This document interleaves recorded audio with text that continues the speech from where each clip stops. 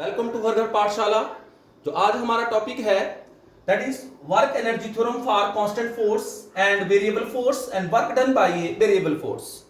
तो yesterday we have discuss about expression for kinetic energy, work and expression for kinetic energy. The expression for kinetic energy is half mv square that we have done. Now we are doing the work energy theorem for constant force. Constant force means force जब constant होगी तो work energy theorem क्या हमारे पास आएगा। तो यहां पर हम लोग इसको करते हैं work energy theorem for constant force. Suppose if a body is actually first of all I will work energy theorem work done by external force, net external force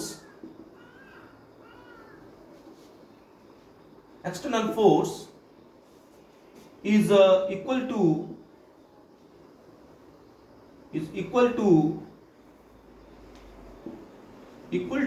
change in kinetic energy। ये theorem आपको क्या बता रही है कि जब हम net external force apply करेंगे, जब फोर्स अप्लाई करेंगे तो बॉडी वर्क करेगी।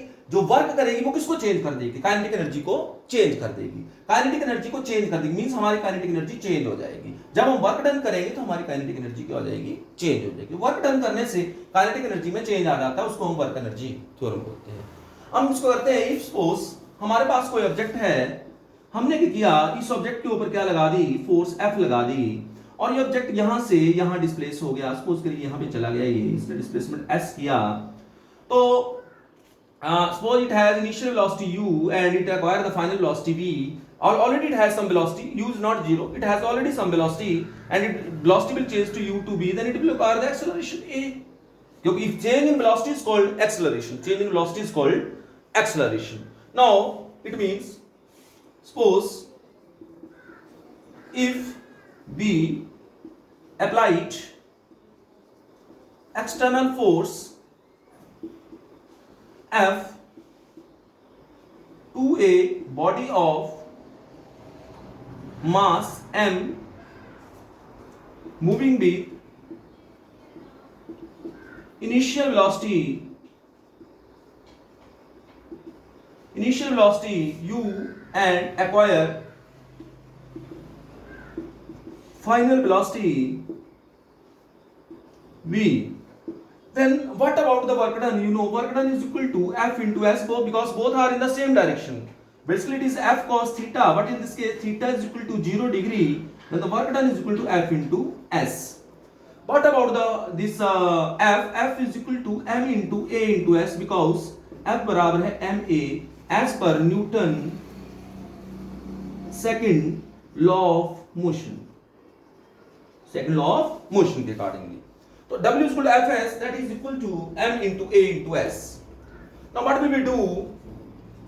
We know V square minus U square is equal to 2AS, then A is equal to V square minus U square upon 2S. इस value को मैं question number 2 को मैं क्वेश्चन नंबर 1 में substitute करता हूं using 2 in 1. Using 2 in 1, what will we got? W is equal to m into b square minus u square upon 2s into s. तो s से s cancel out. Now what will we got? W is equal to m into b square minus u square upon 2. That is W is equal to half into m b square minus half into m u square. It means कि आपका W किसके बराबर आ गया? Half m b square minus half mv square. What is half mv square? Is the kinetic energy final minus kinetic energy initial. Kinetic energy initial kinetic energy. Now what is the work energy theorem? Work is said to be equal to change in kinetic energy. Final kinetic energy में से initial kinetic energy को minus कर दें तो हमारे पास किसके बराबर आ जाएगा? Work done. तो work done is equal to change in kinetic energy, and this is your work energy theorem. Work energy theorem for constant force. अगर आपको एग्जाम में आता है तो इस तरह से आपने इस आर्टिकल को अटेम्प्ट करना है। अब नेक्स्ट आता है हमारे पास for a variable force. Now work energy theorem for a variable force. Again work energy theorem का definition same रहेगा. The net work done is said to be equal to the change in kinetic energy. Now in this case, see, we know that the kinetic energy is given by half mv square. We will do this by calculus method basically. Work done by a variable force का example मैं आपको बता रहा हूँ. एक E k is equal to, अब हम क्या करते हैं, इसको डिफरेंशिएट कर देते हैं with respect to t.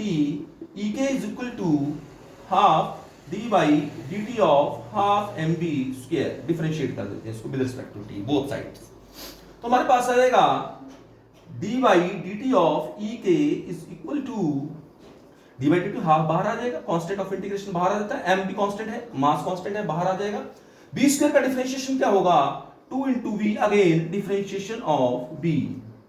2 into v into again differentiation of b होगा. तो b से हमारा जो यहाँ पे 2 है, 2 से 2 कैंसिल हो जाएगा. What is d by dt of E k equal to, that is equal to half m into d by dt of v into v.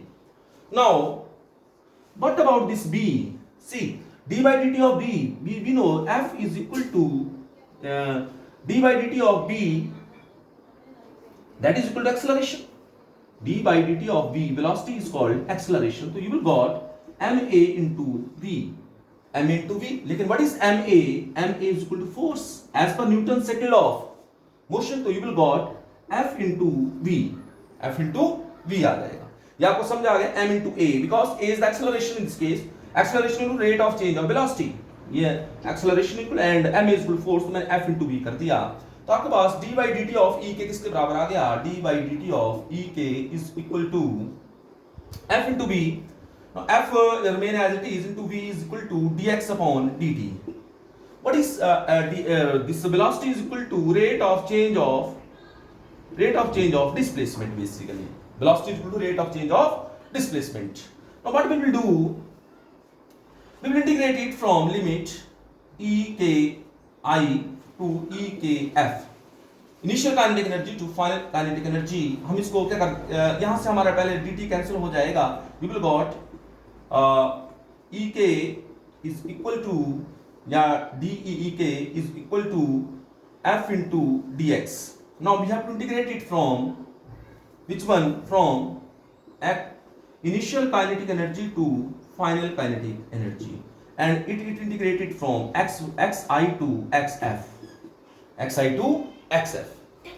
तो what will you got, E k क्या आ जाएगा, E k f minus E k I is equal to, what is this equal to, I will give you this xi to xf f dx, that is equal to work done. So this is equal to your work done. The work done is equal to change in kinetic energy. So this is the work energy theorem for variable force.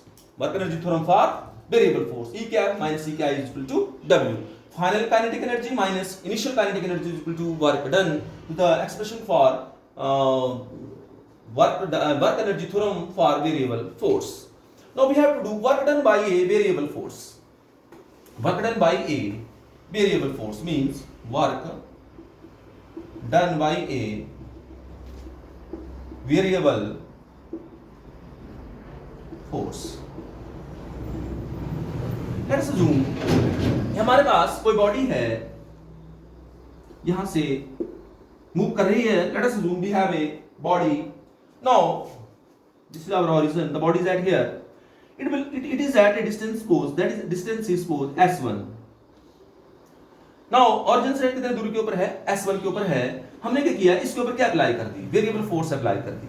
जब हम इसके ऊपर variable force apply करेंगे तो क्या होगा, ये जो फोर्स है वो वेरिएबल फोर्स का मीनिंग क्या हो, जैसे हम किसी ऑब्जेक्ट के ऊपर फोर्स लगाते हैं एकदम से मैक्सिमम लगती है, पहले जीरो लगेगी फिर मैक्सिमम होगी. जैसे गाड़ी चलती है एकदम से मैक्सिमम स्पीड थोड़ी एक्वायर कर लेती है, पहले जीरो से मैक्सिमम की तरफ हो जाती है. जैसे मैं ऐसे फोर्स लगा रहा हूं तो पहले मैं जीरो लगा रहा हूं फिर मैक्सिमम हो रही है. ये तो फोर्स जो वेरिएबल है, जब फोर्स वेरिएबल हम अप्लाई करेंगे ऑब्जेक्ट, मान लीजिए इसने थोड़ा सा डिस्प्लेसमेंट यहां चला गया, ये इसने थोड़ा सा डिस्प्लेसमेंट ट्रैवल किया और ये कहां पहुंच गया करके, इस मींस हमारी जो बॉडी है वो यहां से यहां पर पहुंच गया करके. हम क्या करते हैं, बीच में कोई एक इंटरवल ले लेते हैं जहां से हमारी बॉडी एक्चुअल में यहां से चलना हुई और यहां पे मान लो फाइनल पोजीशन में यहां पे पहुंचेगी. लेकिन हमारी बॉडी जो थी वो यहां पर एक पॉइंट लेते हैं P से Q पॉइंट में गई. जब बॉडी P से Q पॉइंट में गई और सपोज ये डिस्टेंस जो है वो dx है, इतना है, dx तो लगभग हम उस केस में फोर्स को कांस्टेंट मान लेंगे, स्मॉल इन टाइम ट्रेवल के लिए उस फोर्स को कांस्टेंट मान लेंगे। p और q they are very close to each other. जब हम उस फोर्स को कांस्टेंट मान लेंगे तो यहां पे हम वर्क डन निकाल सकते हैं। मान लीजिए हमने यहाँ पे फोर्स को F मान लिया, तो हमारे पास जो वर्क डन आ जाएगा dW is equal to F dot dx आ जाएगा, F dot dx आ जाएगा। हमने क्या अप्लाई की हुई है, वेरिएबल फोर्स अप्लाई की हुई, तो वर्क डन किसके बराबर है, F dot dx आ जाएगा। मान लीजिए ये जो बॉडी है यहां से यहां गई S1, यहां से और यहां से गई S2, या it is suppose x1 and this is your x2 distance, तो it is going from here to A to B, but we have taken here from P to Q, body will go from P to Q। अब मैं इसमें आपको बता देता हूं, जैसे suppose करिए बिल्कुल जब हम फोर्स अप्लाई कर रहे हैं, तो जैसे सपोज करिए वेरिएबल फोर्स अप्लाई कर रहे हैं, तो यहां पर मान लीजिए फोर्स F है तो उसके नजदीक भी F होगी, तो P और Q dx is very small, तो स्मॉल वर्क डन आएगा F into dx, F into dx। लेकिन टोटल वर्क डन निकालना है हमने A to B, तो हमें क्या करना पड़ेगा, work done from A to B, that we have to find its integration, we have to do its integration, so we will take integration both side, here we will take from x1 to x2, x1 to x2, तो w किसके बराबर आ जाएगा, that is actually it is from A to B we are moving, but we can say it as x1 to x2 F dot dx। तो what is the work done by the variable force, that is the integral of x1 to x2 F dot dx। Work done by the variable force is integration from x1 to x2 F dot dx। This is x1, this is x2, तो this is F dot dx। ये हमारा integration ऊपर नहीं होगा, क्यों नहीं होगा, क्योंकि यहाँ पे फोर्स कांस्टेंट नहीं है, फोर्स कैसी है, वेरिएबल है। अगर फोर्स कांस्टेंट हो तो बाहर आता है, dx x बन जाता है, x1 to x2 हम करके f dx आ जाता, fx आ जाता। तो इस तरह से the work done by the variable force। If you have any doubt, then I can again recapitulate you। ये ओरिजिन है हमारी बॉडी, यहां से चलना हुई ए के ऊपर, मान लीजिए मैं इस फोर्स को ऐसे लगा देता हूं, no problem, this is variable force I have applied here. मैं इसको फोर्स लगाई, ऑब्जेक्ट ऐसे मूव किया और बी के ऊपर चला गया, लेकिन जाते जाते रास्ते में वो कहीं यहां जैसे आएगा, तो उसकी फोर्स मान लीजिए यहां पे हमने फोर्स कुछ और लगा रखी है, यहां पे जो फोर्स होगी, जब पी और क्यू इतने क्लोज है, मैंने थोड़े दूर रखे हैं, जब पी और क्यू क्लोज होंगे तो फोर्स बिल्कुल पास में होगी। अगर फोर्स पास में होगी तो हम इस फोर्स को यहां पे कांस्टेंट मान लेंगे, जब कांस्टेंट मान लेंगे small amount of work done होगा, स्मॉल अमाउंट वर्क डन होगा F डॉट dx। फिर हम लोग उसका क्या करेंगे, इंटीग्रेशन कर देंगे, तो टोटल वर्क डन आ जाएगा हमारे पास। आपको तो उसको जोड़ेंगे हम लोग, तो जोड़ करके टोटल वर्क डन आ जाएगा, इस इंटरवल का सभी इंटरवल का जोड़ करके हमारे पास टोटल वर्क डन निकल जाएगा। अभी ऐसे ही हम इसको ग्राफिकली भी समझते हैं, ग्राफिकल मेथड से समझते हैं, ग्राफिकली इसी चीज को ग्राफिकली हम लोग अंडरस्टैंड करते हैं। मान लीजिए ये हमारे पास फोर्स और डिस्प्लेसमेंट ग्राफ है, ये फोर्स है और इधर को क्या है आपका डिस्प्लेसमेंट है। तो ग्राफ कुछ इस तरह का है, सपोज करिए ये this is our graph, just like this one graph। see this is the force and displacement। see in this case the force is variable, यहाँ पे कम है, फिर बढ़ी फिर और बढ़ गई, फिर कम हो गई, फिर बढ़ गई। see the force is थोड़ा सा मैं, अगर आप लोगों को थोड़ा ये लग रहा है तो बढ़ने वाला लेते हैं, इस तरह का ले लेते हैं, थोड़ा आपको इजी रहेगा। मींस फोर्स आपकी बढ़ रही है ऊपर को, यहाँ से कम है फिर बढ़ी। मान लीजिए ये जो पोजीशन है दिस इज x1 और ये जो पोजीशन है दिस इज x2 है, मान लीजिए जो हमारा एग्जांपल है, we have to go from x1 to x2, this is equal to x1 and what about this, this is equal to x2। अब बेटा मान लो मैं यहाँ पे एक छोटा सा स्ट्रिप ले लेता हूँ, यहाँ पे एक स्ट्रिप ले लेता हूँ, जब मैं स्ट्रिप लूंगा यहाँ पर एक छोटी सी स्ट्रिप लूंगा, ये स्ट्रिप ले ली मैंने स्मॉल स्ट्रिप, तो यहाँ पर मेरे पास ये जो डिस्टेंस होगा ये बहुत छोटा होगा, suppose I will call it as dx, I will call it as dx। जैसे मैंने यहाँ p को एग्जांपल लिया, यहाँ पे लिया मैंने dx ले लिया। जब यहाँ dx ले लिया तो यहाँ पर अगर फोर्स क्या होगी, ये देखिए ये और ये पॉइंट बिल्कुल पास में ही है, तो यहाँ पर फोर्स होगी F, फोर्स क्या होगी F होगी।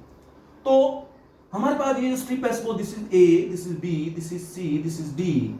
What about the area of the strip, if you see what is the area of strip, that is equal to area, you know लंबाई गुणा चौड़ाई, means length into breadth, length into breadth. तो length कितनी है यहाँ पे, length आपकी कितनी है, length is equal to suppose BC into ADC कर लेते हैं, तो what will got, what is BC, if you see BC is equal to F and DC is because this is equal to F, I will take it as F। तो मेरे पास क्या आ गया, F into dx आ गया, F into dx आ गया, that is the area of the strip। If suppose I will take another strip here, what about this, its area, suppose here force is F1 and distance is dx1, then you will got area किसके बराबर आ जाएगा, area of the strip is comes to be equal to F1 into dx आ जाएगा। Similarly एक और strip ले लेते हैं यहाँ पे, तो यहाँ पे फोर्स सपोज F2 है, फोर्स कितनी है यहाँ पे F2 है, तो what is area of the strip, area of the strip कितना आ जाएगा फिर से F2 into dx। अब मुझे बताइए जो टोटल एरिया होगा वो किसके बराबर होगा, इसका total area is equal to area under fx curve, that is equal to force displacement curve का area, that is equal to F into dx plus F1 into dx dx1 plus F2 into dx2 plus so on, suppose this is dx2 तो it is dx1, सबको जोड़ देंगे plus so on, सबको जोड़ देंगे, that is area of stick means that is equal to, if सबको जोड़ देंगे हम लोग तो हमारे पास क्या आ जाएगा f into dx आ जाएगा, f into dx आ। अब इसको जोड़ने को हम क्या करते हैं f dot dx आ जाएगा, it is f dot dx, it is also dot dot f dot dx from where to where, from x1 to x2 आ जाएगा, सबको जोड़। एक्चुअल में समेशन नहीं चलेगा यहाँ पे, ये बहुत स्मॉल है, समेशन की जगह क्या आ जाएगी integration from x1 to x2, हमने जाना कहां है फ्रॉम x1 to x2 जाना है। तो हमारे पास क्या आ गया कि what is area what is this area of the area under fx curve is equal to, that is equal to x1 to x2 f dot dx. What is f dot dx? This is equal to work done. This is work done. Already we have done in the previous case. What is the work done? Work done is equal to, by the variable force is given by x1 to equal to f dot dx. So this is equal to work done. Means what this represents? This total area is equal to area will represents the work. Means if you have this type of graph, force and displacement graph, जो उसका area उसके अंदर होगा वो हमें क्या दे देगा, वर्क डन दे देगा। क्या दे देगा हमें, वर्क डन। और वर्क डन किसके बराबर होगा, दो चीजें यहाँ पे हैं, that is equal to integration from x1 to x2 f dot dx होगा वर्क डन। दो चीजें, एक तो आपको ये पता लग गया, दूसरा जो एरिया अंडर fx कर्व होता है वो वर्क डन के बराबर होता है। fx जैसे सपोज करिए मैं किसी चीज को न्यूमेरिकली मैं आपको एक्सप्लेन करता हूं, मान लीजिए मेरे पास ये एक fx कर्व है, इस तरह का कर्व है, इस तरह का मान लो मेरे पास कर्व है, तो ये तो बिल्कुल कांस्टेंट फोर्स है और इसके बाद ये वेरिएबल फोर्स है।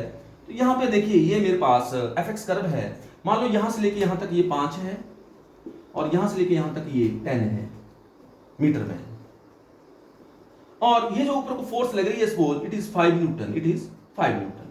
But about the work done, तो हम कैलकुलेट कर सकते हैं वर्क डन किसके बराबर होगा, area of this rectangle that is 5 into 5, क्योंकि एरिया अंडर दिस, एरिया निकालो, इसका एरिया कितना आ गया 5 into 5 प्लस इसका निकालेंगे ट्रायंगल का, it is a right angle triangle, क्या होगा हाफ इनटू बेस, बेस कितना हुआ इसका, बेस हुआ इसका 5, बिकॉज ये 5 है तो ये भी 5 है, तो ये 5 बच गया, बेस इनटू हाइट, हाइट भी कितनी है 5, ये देखिए यहाँ पे कितनी है 5 है, तो आपके पास क्या है 25 plus half into 25, that is 25 plus 12.5, that is equal to 37.5, that is in units, whatever the units, that is newton units या कोई भी उसके यूनिट्स होंगे उसमें आप उसको रिप्रेजेंट कर सकते हैं।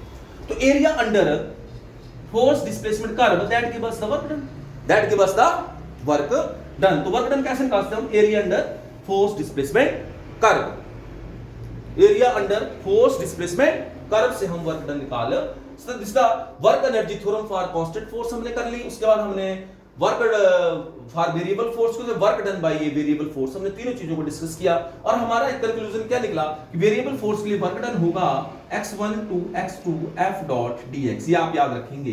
दूसरा रिजल्ट क्या निकला आपके पास कि area under area work is equal to area under fx graph या कर्व, आप कर्व भी लिखते हैं यहाँ पे, एरिया अंडर fx कर्व।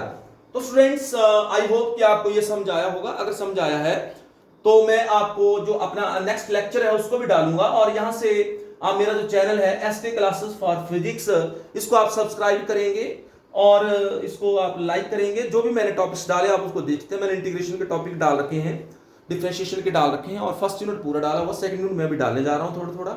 तो जितने भी टॉपिक्स आप उनको पढ़िए और रिस्पॉन्स करिए। बाकी अगर आपको कोई कमी लगती है तो आप मुझे कमेंट्स कर सकते हैं और मेरे चैनल को सब्सक्राइब कर सकते हैं। तो students this is work energy theorem, तो हम लोग थोड़ा सा डिस्कस पोटेंशियल एनर्जी करेंगे और उसके बाद जो भी टॉपिक्स होंगे उसके मैं अगले जो मेरा वीडियो होगा उसमें आपसे मैं मिलूंगा। Thanks, have a nice day.